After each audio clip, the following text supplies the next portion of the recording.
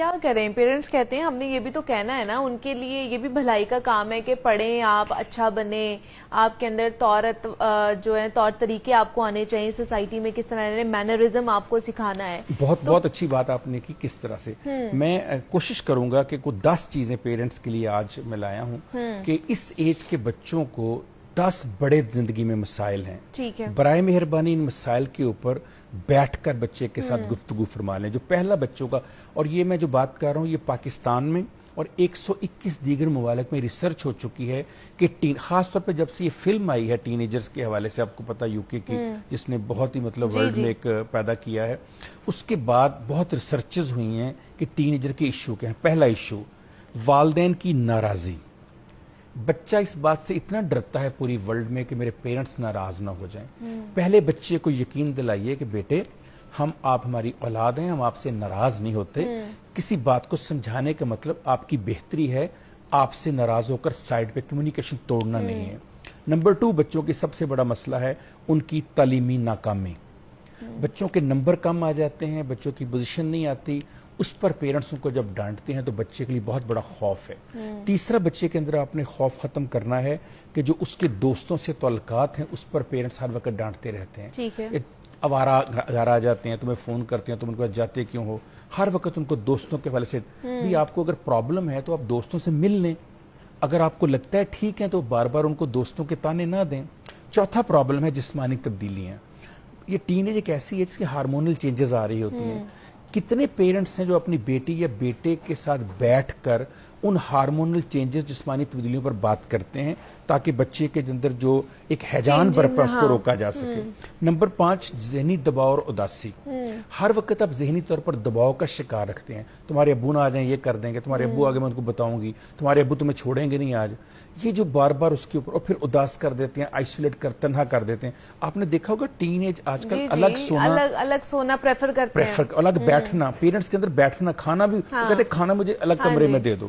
اس کے بعد چھٹا مسئلہ ہے بلینگ کرنا. کیا آپ کا بچہ باہر اور گھر میں کہیں بلینگ کا, دھونس اور دھاندلی کا شکار تو نہیں ہو رہا؟ اس کے چہرے کو دیکھیں, اس کی گفتگو کو دیکھیں, اگر وہ الگ ہو رہا ہے تو کہیں باہر سے کوئی مار تو نہیں پڑی, کسی نے اس کو ڈانٹا تو نہیں, کسی نے اس کی جسمانی ایپ تو نہیں گنائے, کسی نے اس کے اوپر ایسی خلاف بات تو نہیں کی. نمبر 7, آپ اپنے بچے کو یہ نہیں بتا سکے آج تک کہ بیٹے بیٹی میں آپ کو کتنا پسند کرتا ہوں, بیٹے بیٹی تم میری کتنی بڑی ضرورت ہو, تم میری کتنی بڑی محبت ہو. اس کو پلیز پاس بیٹھ کے بٹھائیے کہ آپ کی زندگی ہی ان کے ساتھ ہے, آپ اس سے الگ اپنے آپ کا تصور بھی نہیں کر سکتے. نیکسٹ, شناخت. کیا آپ نے اپنے بچے کو شناخت دی ہے؟ کوئی آئیڈینٹی ہے بچے کی اپنے خاندان میں, اپنی فیملی میں, اپنے کوئی شوق ہے اس کا جس کو آپ نے کبھی ترجیح دی ہو؟ کبھی آپ نے گھر کے کسی مسئلے پہ مشورہ لیا ہو اس سے؟ کسی بہن بھائی کی شادی پر کبھی اس سے پوچھا ہو؟ کبھی گھر بنانے میں, گھر کی آزائش کرنے میں, کبھی کھانا بنانے میں اس کی چوائس کو بھی آپ نے, تو پلیز اس کو شناخت دے, اس سے لگے کہ میری بھی ضرورت ہے, میں بھی اہمیت ہے. اس کے بعد معاشی دباؤ, اور پھر لوگوں کی باتیں, لوگ کیا کہیں گے. یہ جو ہمارا ایک ایشو ہے, لوگ کیا, بھی میری اولاد ہے نا تو مجھے اس کو سیف کرنا ہے.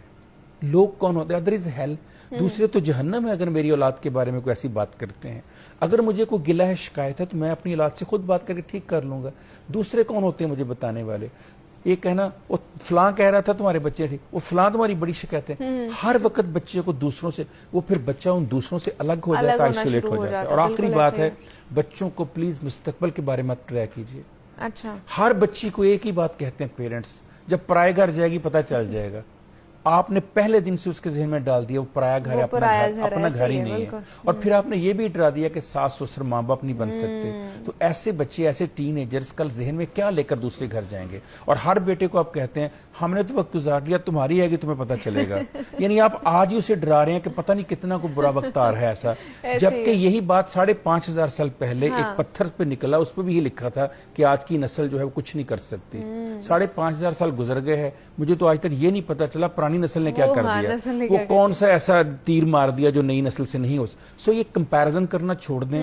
مولا علی کا ایک بہت خوبصورت کال ہے, پلیز اس کو کہیں دلوں میں بٹھا لیجئے. آپ نے نہج البلاغہ میں فرمایا اپنے بچوں کی پرورش اپنے دور کے حساب سے نہ کرو, آنے والے دور کے حساب سے کرو.